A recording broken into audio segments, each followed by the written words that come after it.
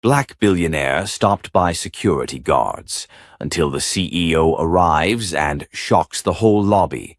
Sir, I asked you a question. Step back and show your ID. Isaiah Cole didn't flinch. The tall black man, dressed in a simple charcoal suit and spotless sneakers, stood calmly at the entrance of the marble lobby of Solaritech Tower in downtown Chicago. His dark brown eyes scanned the two uniformed security guards standing in front of him, both white, both younger, both blocking the revolving glass doors with a sense of authority they hadn't earned. "I told you," Isaiah said slowly, voice smooth but unyielding. "I'm here for a scheduled meeting. I don't need to show you anything to enter a public lobby." "Not with that attitude," said the shorter guard, Russo, stepping closer, "and especially not dressed like that. This isn't some shopping mall." Isaiah blinked once, calm, composed. He had known this could happen. He had even expected it. What he didn't expect was the crowd beginning to form behind him, employees trickling in from lunch, delivery drivers, an executive assistant who froze when she saw what was happening. The taller guard, Kincaid, leaned into his earpiece and muttered something, eyes never leaving Isaiah. "We might have a problem in the lobby," he said into the mic. A problem. That's what they called him. A problem in tailored wool and polished leather. "I have an 11:30 appointment," Isaiah repeated, enunciating each word. "With Evelyn Park." "Evelyn Park doesn't meet with people like you," Russo snapped. And there it was. Not, "You're not on the list." Not, "I can't find your appointment." But, "People like you." Isaiah felt the words burn, not because they were new, but because they were so old, so familiar. And still, after all his years, all his wins, they had the power to sting. He slowly reached into his jacket pocket. Both guards instantly tensed. Kincaid moved his hand toward the taser on his hip. Isaiah stopped. "You're kidding," he said flatly. "You think I'm pulling a weapon? In a lobby? Wearing a Tom Ford suit?" "Keep your hands where I can see them," Russo barked. "Back against the wall." The assistant from earlier stepped forward. Her voice trembled. "I think he's telling the truth. Evelyn never schedules meetings this last minute unless it's someone important." "Stay out of this, ma'am," Kincaid said without turning. "We'll handle it." Isaiah glanced at the security camera blinking above the reception desk. He gave it the smallest nod. Then he slowly turned, placing his hands behind his back, palms open. "Is this what you want?" he asked quietly. "To escort me out for walking into a building I own 12% of?" They didn't respond. Not because they didn't hear him, but because they didn't believe him. And right then, the elevator bell rang. The doors opened with a soft chime, and out stepped Evelyn Park, CEO of Solaritech. Early 40s, Korean-American, power in every step, dark blue blazer flowing behind her like a cape. She froze for a split second when she saw Isaiah flanked by two guards. Then she strode forward like a storm. "What the hell is going on?" she demanded. Russo straightened. "This man was attempting to bypass security, ma'am. No ID, acting suspicious." Evelyn didn't even look at them. Her eyes were locked on Isaiah. Her expression changed, shame, recognition, then pure fury. "Isaiah," she breathed, "I am so sorry." And just like that, the guard's posture changed. Kincaid stepped back. Russo's eyes darted between his partner and the CEO, his voice faltering. "Ma'am, we were just doing our job." He wouldn't show ID. Evelyn turned to them slowly, like a lioness sizing up prey. "Did it not occur to either of you," she said, voice like ice, "that a black man in a suit might have legitimate business in this building?" Silence. "He is a founding investor. He sits on our advisory board, and you put your hands on him?" Isaiah finally spoke, voice low. "They didn't touch me. Yet. But they were close." Evelyn's jaw tightened. "You're both suspended, effective immediately. "But ma'am," I said immediately. The lobby had gone deathly quiet. Even the janitor with the mop had stopped mid-swipe. Evelyn turned back to Isaiah. "You came unannounced," she said, more softly now. "Why?" Isaiah offered a tired smile. "Because I wanted to see what's changed." And his smile faded. "Not enough?" She nodded once. "Walk with me." They headed toward the elevator. Cameras, phones, eyes, everyone watching. Before the doors closed behind them, Isaiah turned his head. "Next time," he said to the guards, "ask yourself why you see a threat in skin, not in action." And then he was gone. Upstairs, Evelyn led him into her glass-walled office. "I know what you're going to say," she began. "We've done the seminars. We have new hiring protocols. We pushed for reform." Isaiah looked out of the window at the skyline. "But not at the front door." "You're right," she admitted. "And that's on me." He turned to her. "Evelyn, I didn't come here just to visit. I'm taking a bigger role." She blinked. "You mean—" "I want oversight over HR, security, and community engagement, starting today. I'm done being a silent investor." A long pause. Then she smiled. "Welcome back, Isaiah." He nodded. "Let's shake this place to its core." The conference room on the 32nd floor of Solaritech was built for billion-dollar meetings. Glass walls, a 12-foot walnut table, and a skyline view of Chicago that could make a junior exec cry. But the room had never felt colder. Evelyn sat at the head of the table. Isaiah stood near the window, hands behind his back, staring at the city he helped build. "HR says we're covered," said Martin Ellison, the company's chief compliance officer, flipping through a stack of printed reports. "Both guards passed sensitivity training. Twice. We even ran internal bias audits last quarter." Isaiah didn't turn around. "So that's supposed to mean what?" he said. "That today was an accident." Martin hesitated. "I'm saying it's not a systemic issue. It's a mistake by two individuals." Isaiah finally faced him, stepping forward. "Number, that's where you're wrong. It's only a mistake if it happens once. But when it keeps happening to people who look like me, talk like me, walk into their own buildings and still get stopped, that's not a mistake. That's a symptom." The room went still. Evelyn folded her hands, listening. Her usual assertiveness softened into something quieter, heavier. She was remembering how many times she'd sat through similar conversations and done too little. "Isaiah," she said gently, "what are you asking us to do?" He didn't hesitate.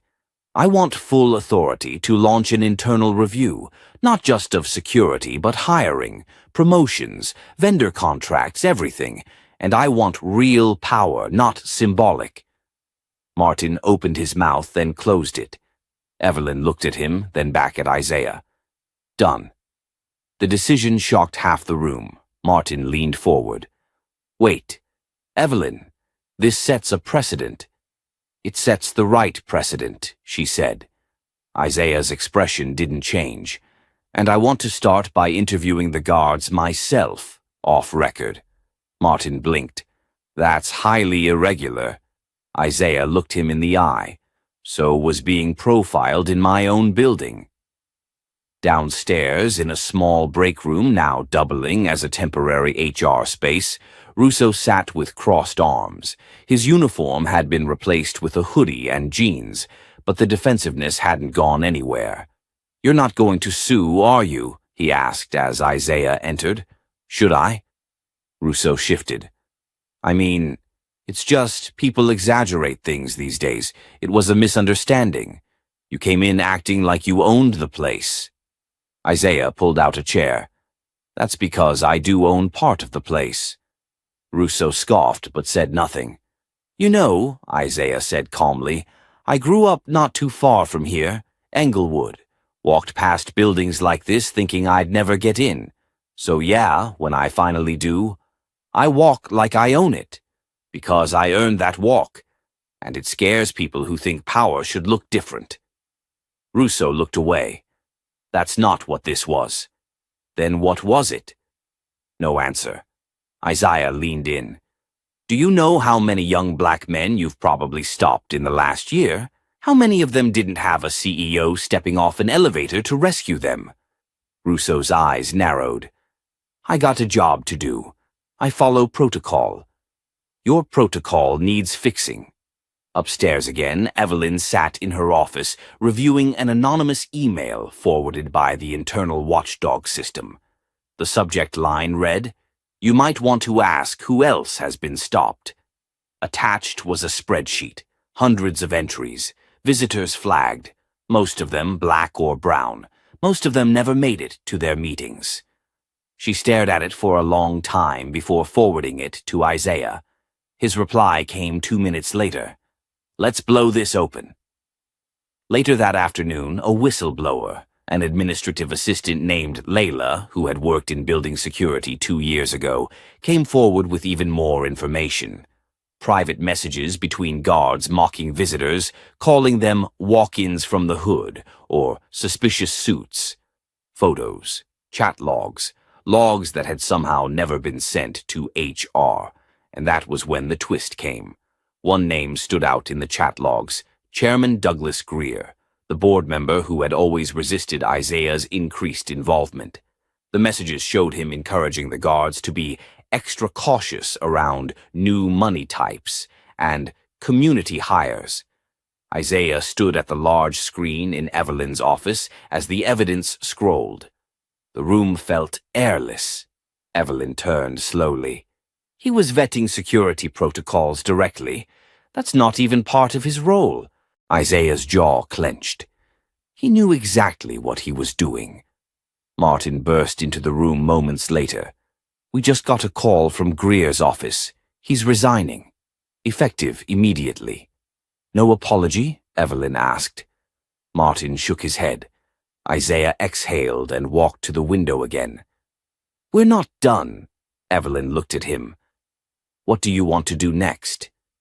He turned back, a fire in his eyes. Expose the system, publicly.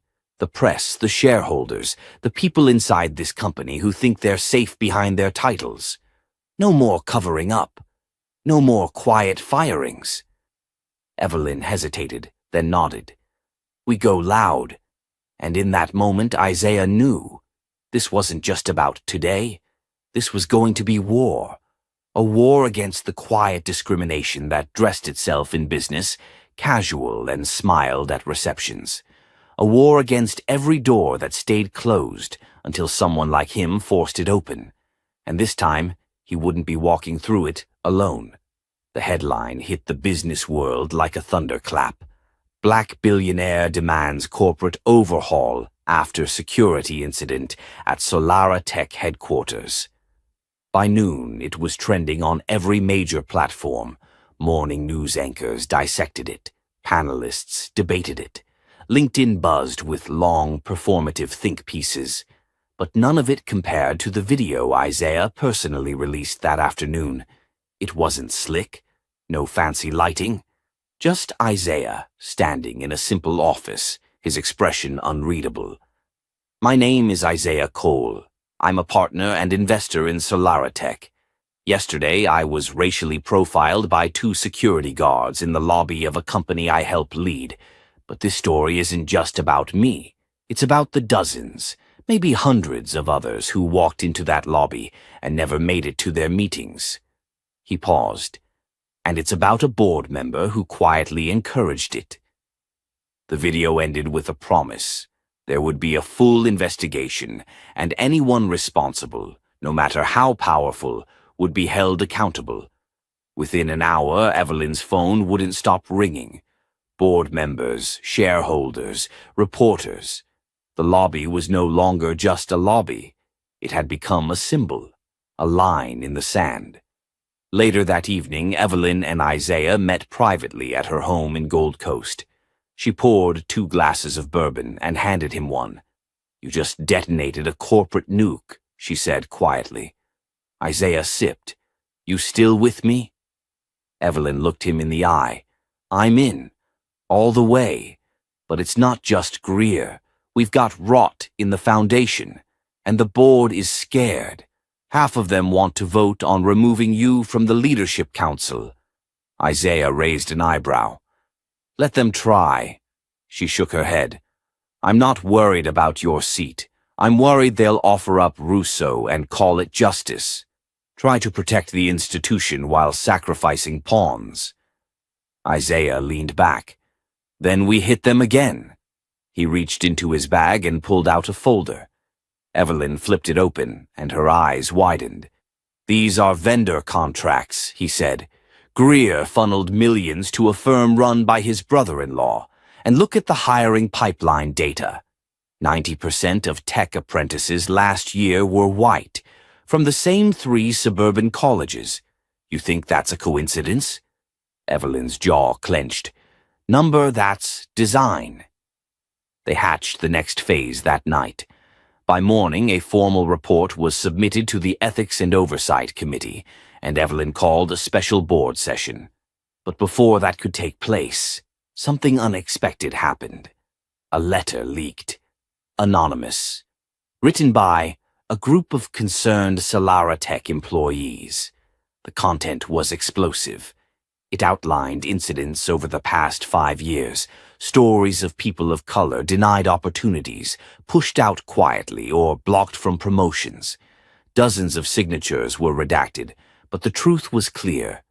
This wasn't a one-time event. It was a pattern, and Isaiah hadn't expected it. When he read it, he felt his stomach knot. Not from shock, but from guilt. He had been at the top for years, focusing on returns and strategy, believing that his success somehow shielded the others. It didn't. That night, he walked into the rooftop bar of a hotel near Millennium Park to meet someone unexpected. Camila Torres. She had been a junior product manager at Solara Tech 3 years ago, quiet, brilliant, and Latina. She vanished without explanation. Now she sat across from him, arms folded. I always wondered if you'd reach out, she said. I didn't know the extent, he replied. That's the problem. You should have, she said coldly. You were one of us, and the higher you climbed, the more invisible we became. Isaiah didn't argue. I need your help, he said instead. Camilla narrowed her eyes. Why me? Because you know what it's like to be ignored, and you still chose to speak up. That takes guts. I need someone like you leading this reform from the inside. She stared at him. I don't trust you, she said. Good, Isaiah replied. That means you'll keep me honest. The tension melted just slightly. A flicker of something new passed between them. Not forgiveness. Not yet. But maybe possibility. As they parted ways that night, Camilla said one last thing. Don't just burn it all down. Build something better. The next morning, Camilla was reintroduced to the company as Director of Equity Innovation, a role Isaiah invented, funded, and gave her full independence to run. The company felt the shift instantly. But not everyone welcomed it. Inside a penthouse conference room, board member Natalie Chen stared daggers at Evelyn as the special session convened. You're letting Isaiah turn this company into a PR war zone, Natalie snapped. Do you know how many clients called this morning? The optics are a disaster. Evelyn was calm. Better an honest disaster than a polished lie. You're protecting a man who's turning on his own board. Number, I'm protecting the future of this company. You should ask yourself why that feels like a threat. Isaiah walked into the room at that moment, dressed in a dark gray suit, no tie, sharp and quiet like a storm about to break. Let's begin, he said. The board didn't know it yet, but the next few hours would be historic. Not just for Solara Tech, but for every company watching. Because Isaiah hadn't just come to play defense, he came with receipts. And the lobby incident? That was just the spark. The boardroom was silent except for the low hum of the city outside the floor-to-ceiling windows. Every executive, every shareholder representative, every advisor sat in stiff, nervous silence as Isaiah Cole placed a thick black folder on the glossy table. No one dared to speak. Evelyn broke the silence.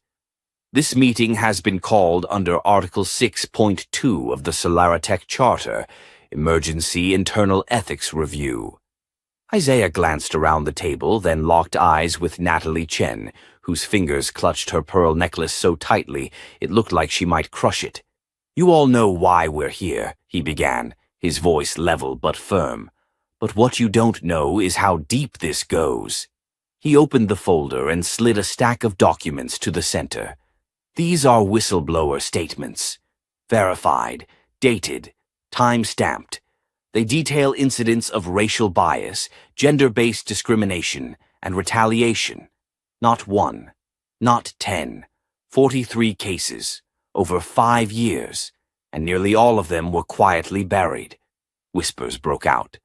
A few board members leaned forward, reading the pages.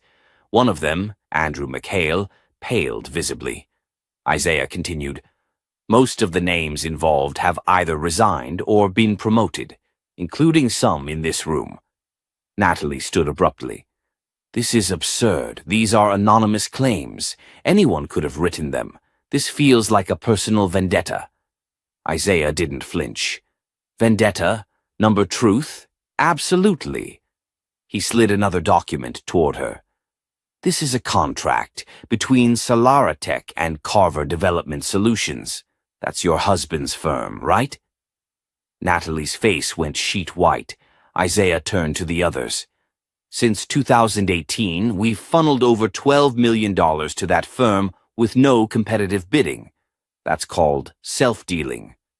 That's a breach of fiduciary duty," Evelyn added, "and a felony under SEC regulations if proven." The tension in the room snapped like a taut wire. Natalie stumbled back into her seat. Her voice wavered. You set me up." Isaiah stared at her coldly. "You set yourself up. I just stopped looking the other way." The room buzzed with unease, but Isaiah wasn't done. He turned to the large screen behind him and hit a remote. A security footage clip began to play. It showed the lobby, the guards stopping him, the smirks, the disbelief in his voice, the moment one of them reached for his arm, then the door opening, Evelyn's entrance, the shock on their faces. Isaiah let it play in full silence. When it ended, he looked up. "I didn't release this part publicly, not yet, but I will, unless this company takes real structural action." Andrew McHale, who had been silent until now, finally cleared his throat. "What are you proposing?" Isaiah turned a page. 1. An external diversity audit, with real teeth, not performative fluff. 2. A full review of all hiring and promotion practices, with public transparency. 3. Anyone found complicit in discrimination, past or present, is either terminated or resigns. No golden parachutes. And 4. Camila Torres, our new Director of Equity Innovation, is given direct access to the board with quarterly oversight power. A beat. Natalie laughed, bitterly. "You think you can just walk in here and dictate terms because some guards didn't recognize you?" Isaiah stepped closer. I think I can walk in here and demand change, because for years I believed this company could be better, and I was wrong. Now, I'm going to make it right." Evelyn looked around the table. "Motion to vote," she said. One by one, the board members gave their vote. Some reluctant, some angry, but one by one they all raised their hands. All but Natalie. She stood slowly, eyes blazing. "You people are making a mistake," she snapped. "You think this ends with me? This company was built on power plays. If you let him run this, you'll regret it." Isaiah didn't move. "You've mistaken fear for leadership. That ends now." Natalie stormed out. Her heels echoed down the hallway like a retreating threat. After a moment, Silence settled again. Evelyn turned to Isaiah. "She's gone, but this is just the beginning." Isaiah nodded. "Good, because I'm just getting started." Later that afternoon, Camilla walked into her new office, a space with windows, light, and a view that stretched over the city. On the desk was a simple handwritten note. "Thank you for staying in the fight." Isaiah. But even as the reforms began rolling out, Isaiah knew the backlash wasn't over. There would be whispers, there would be corporate resistance, there would be other Natalies. But now the tide had turned, and the man once stopped at the door had just walked into the very heart of the system, to change it, from within. Isaiah stood in front of the glass wall of his office, arms crossed, eyes tracing the skyline of downtown Atlanta. From this height, the city looked peaceful, almost honest. But he knew better. A knock pulled him from his thoughts. Camilla stepped in, her brow furrowed. "You've got to see this." She handed him a folder. Inside were 3 documents: a formal grievance filed anonymously, a subpoena request from a state regulatory agency, and a heavily redacted email thread between 2 board members, Andrew McHale and a name Isaiah hadn't expected, Marcus Trent. Isaiah's jaw tightened. "Trent, he's barely shown up to 3 meetings this year." Camilla nodded, which made it easy for him to make calls behind the scenes. Isaiah scanned the emails.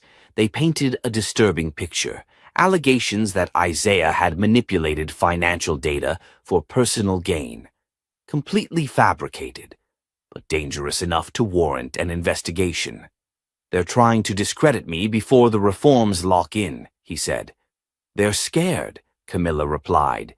"This is retaliation, strategic and dirty." Isaiah exhaled. "Then it's time to show them what fear looks like when it doesn't back down." The next morning, Isaiah walked into the legal compliance office. The head of internal investigations, a sharp woman named Deja Marshall, met him with a blank expression. "I received your message," she said. "If you're ready to respond, I suggest we go on record."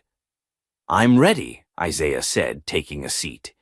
Deja pressed a recorder. "For the record, Isaiah Cole, Chief Strategic Officer, has been accused by an anonymous source of altering financial reports related to Carver Development Solutions' divestment strategy. Do you deny these allegations?" "I do. Categorically, and I can prove it." He slid a drive across the table. "That contains full email correspondence, chain of custody reports, and witness logs, all time-stamped. I've been documenting every major internal reform step since I started pushing back against Natalie Chen's dealings."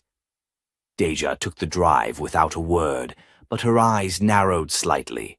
Isaiah leaned forward. "This isn't just a smear. It's a coordinated attempt to weaponize the system, to protect old money and old habits. And I have a feeling Marcus Trent is just the face. Someone else is pulling strings." Deja stopped the recording. "You might want to look at this."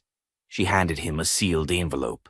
Inside was an unsigned memo detailing a private board meeting scheduled without Isaiah or Evelyn present. A meeting to vote on temporary reassignment of executive oversight due to ongoing investigations. "They're trying to bench me," Isaiah whispered. "And keep Evelyn out of the room while they do it," Deja added.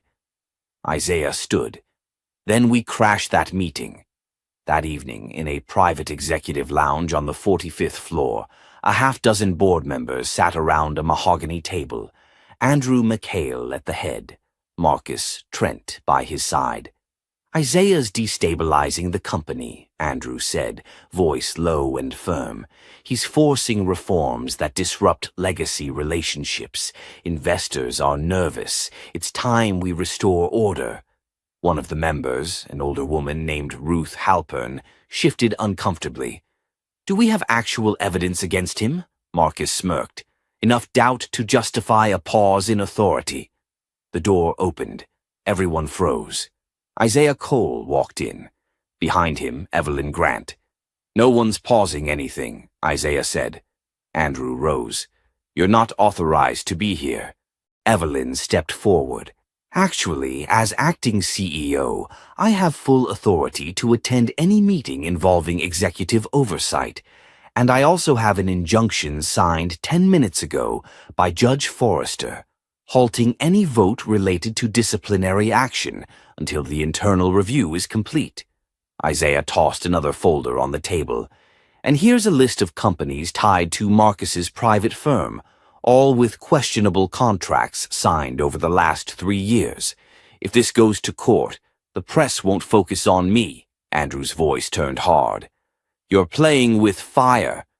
"No," Isaiah replied. "I'm putting it out." Silence. Ruth finally spoke. "I vote we suspend all disciplinary motions until the audit is complete." 3 others nodded in agreement. Andrew sat back, lips pressed tight. Trent avoided eye contact. Isaiah leaned forward, locking eyes with both of them. "This is bigger than any one of us. It's about whether we're going to be the company we claim to be, or just another machine powered by fear and exclusion." He turned to leave, but before stepping out, he paused at the door. "Oh, and Marcus? I'd start looking for a lawyer. Deja's already reviewing those contracts." As the door clicked shut behind him, the room erupted, half with panic, half with grudging respect. Back in the hallway, Evelyn exhaled. "You just punched a hornet's nest." Isaiah smiled. "Good. Let's see who starts running." It started with a text at 3:17 a.m.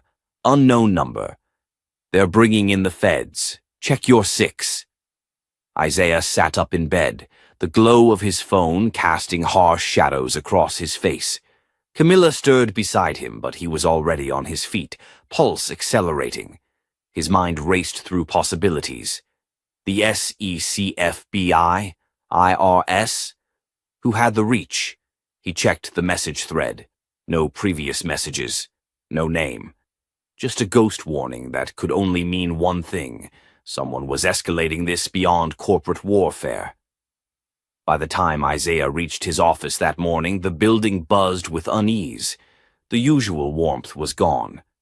Conversations halted when he walked past, eyes flicked away, and standing in front of his office door was a tall man in a navy blue suit, federal badge clipped to his belt. "Isaiah Cole?" the man asked. Isaiah nodded slowly. "Special Agent Reese with the FBI. I have a warrant to collect all your digital devices and access your company email servers. You've been named in an active investigation concerning corporate fraud, obstruction, and potential racketeering." Isaiah didn't flinch. "Do you also have a subpoena for my legal counsel?" Reese raised an eyebrow but didn't answer. "I thought not," Isaiah said, opening the door. "You can wait in the conference room. I'll have our general counsel meet you." He walked away before the agent could speak. In the hallway, he spotted Camilla standing near the elevators, already on the phone. "You saw them?" she asked. "Yeah. But here's the thing," Isaiah said, his voice low. "This wasn't a federal case yesterday. Somebody lit a fire overnight." Camilla's eyes narrowed. "Trent." Isaiah shook his head. "Number 2 messy. He's a coward. This is someone who knows how to move pieces without leaving fingerprints." Camilla's voice dropped to a whisper. "Then we need to find the one person who does leave fingerprints, even if it's someone you're not ready to face." Isaiah didn't respond.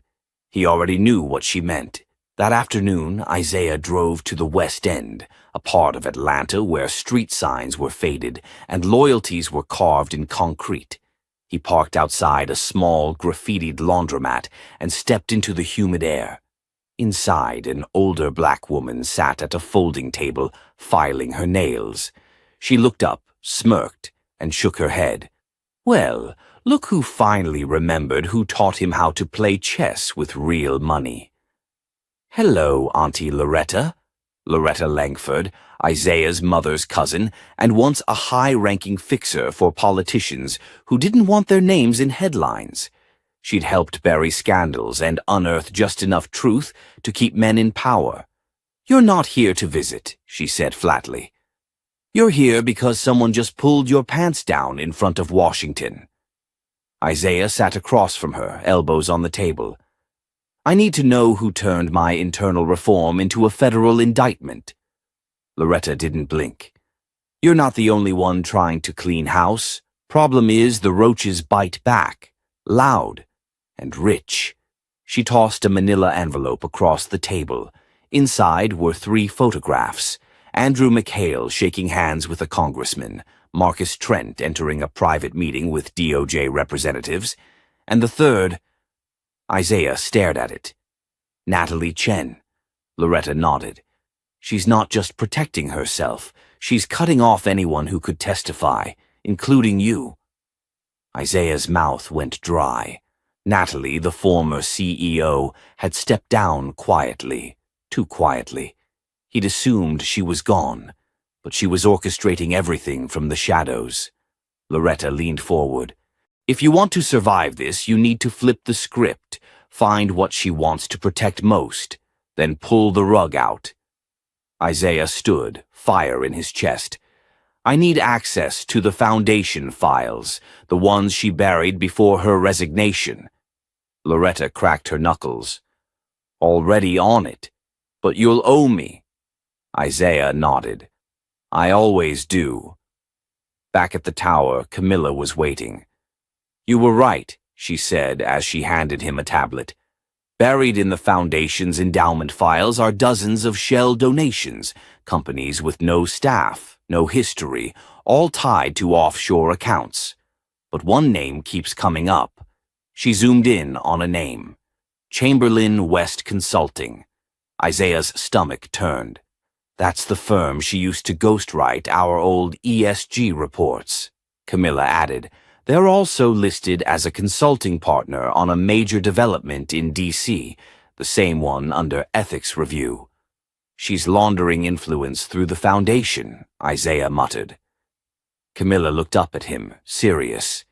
"If we release this, it's war." Isaiah nodded. "Then let's win it clean." Later that night, Isaiah held a press conference. He stood in front of a backdrop with the Carver Solutions logo, cameras flashing, microphones aimed like rifles. "I've been accused of fraud and obstruction," he said, voice calm, firm. "These allegations are not only false, but they are a distraction from the real corruption happening beneath our noses. Today, I am releasing a full transparency report on our Foundation's finances, highlighting questionable donations, ghost firms, and executive influence laundering dating back 5 years. I am not afraid to face the truth. Can the rest of our leadership say the same?" Gasps echoed across the room as screens lit up with the report. Journalists scrambled, reporters shouted questions, security looked panicked. And somewhere across the city, Natalie Chen stood in front of a television screen, her wine glass trembling in her hand. "They're going to come for him now," her assistant whispered. Natalie didn't speak. She already knew. The war had just gone public. It happened at 8:46 a.m., just as Isaiah was pouring his second cup of coffee. The alert on his phone buzzed louder than usual. Not just a calendar ping. Not a stock update. This was a red banner. Federal indictment issued. Carver CEO named in grand jury filing. The air in the room dropped 10 degrees. Isaiah stood frozen, mug in hand, staring at the headline on his phone screen. His face drained of color. He hadn't seen this coming. Not today. Not like this. Camilla burst into the office moments later.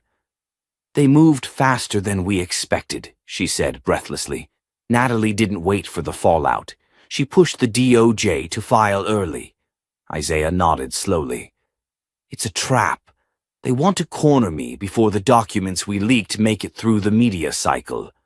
"And it's working," Camilla said. CNN is already spinning it as if you published the report to distract from your charges. Isaiah exhaled, steadying himself. Where's Loretta? Coming up now? The elevator dinged. Loretta Langford entered like a storm in heels, trench coat flaring behind her, folder in hand. She looked at both of them with cool precision. Time's up, kid. They're not playing chess anymore. This is war in the dirt. Isaiah raised an eyebrow. What do we have left? She dropped the folder on his desk. Her offshore backup account. We cracked it. Camilla blinked. You did what? Loretta grinned. Had an old friend in Luxembourg who owed me a favor. Turns out, Natalie Chen has been hiding far more than political bribes. Isaiah opened the file and his eyes widened. Inside were photos of classified construction plans, payoffs to defense subcontractors, and a private email chain involving Natalie and an executive at Chamberlain West discussing a covert expansion project for government surveillance. She's not just dirty, Camilla whispered. She's radioactive. Loretta leaned in. And if you drop this, she won't survive it. But neither might you. So you better be damn sure you're ready. Isaiah didn't hesitate. I am. 3 hours later, Isaiah was sitting under hot lights at WBC News headquarters, microphone clipped to his collar, fingers folded calmly in front of him. You're facing federal indictment, the anchor said sharply. Why should the public trust anything you're about to say? Isaiah didn't flinch. Because I'm not hiding behind lawyers or PR firms, and I won't let the truth get buried just because it's inconvenient. He handed the anchor a flash drive on air. This contains encrypted files proving criminal misconduct, not by me but by my predecessor and her network of silent partners. I'm releasing it to the press, to law enforcement, and to the American people. Whatever comes next, I'm not afraid. Backstage, Camilla watched the live feed with bated breath. On the screen, the anchor froze. A producer whispered something urgently in her ear. The interview was cut short. Commercial break. Seconds later, Isaiah's phone rang. It wasn't a number he recognized. He answered. A deep voice said, "This is Deputy Attorney General Thomas Brenner. I just saw your segment. We need to talk." Isaiah exchanged a look with Camilla. The government had just blinked. That night, as rain pelted the glass walls of his penthouse office, Isaiah stood looking out over the city. The lights below shimmered, blurred by droplets. Camilla stepped beside him, holding 2 glasses of bourbon.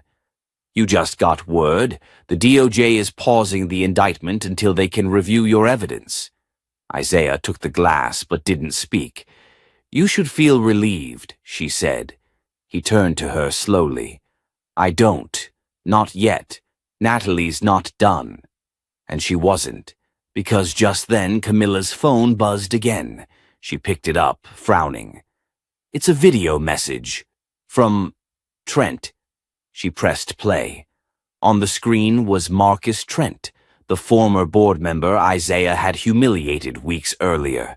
He looked panicked, recording himself from what looked like a hotel bathroom. If you're seeing this, it means Natalie found out I tried to warn you. She's going scorched earth. There's more. She has a contingency plan. Not just against Isaiah, but against anyone who touches the foundation files. If I disappear, check the safety deposit box at Hamilton Trust in D.C. The video ended. Camilla looked up, pale. He's dead, isn't he? Isaiah nodded. And if she's going scorched earth, then we're already in the blast zone. Silence filled the room. Then Loretta's voice echoed from behind them. Then you better find a way to walk through fire. Isaiah clenched his jaw, fire in his chest. Let's finish this. It was supposed to be a press conference. Rows of cameras lined the sleek lobby of Langford Industries' downtown tower. Reporters murmured. The tension in the air was thick enough to slice with a razor. But the man they were here for, Isaiah Langford, was nowhere to be seen. Instead, Natalie Chen stepped confidently up to the podium. She wore navy blue, presidential, controlled, her voice calm but commanding. I understand there have been many false narratives circulating about my previous tenure, she began. I'm here today to clarify, to correct, and to protect the truth. Behind the scenes, inside a fortified media control room, just one floor above, Isaiah, Camila, and Loretta watched the live stream feed. Every second of it. She's flipping the story, Camila said, eyes narrowed, framing you as a tech world extremist, using leaks to manipulate public perception. Isaiah didn't blink. Let her. Loretta looked at him. You sure about this? You've got about 20 seconds before she drops that doctored audit. Once that's public. Isaiah turned to the technician. Broadcast feed.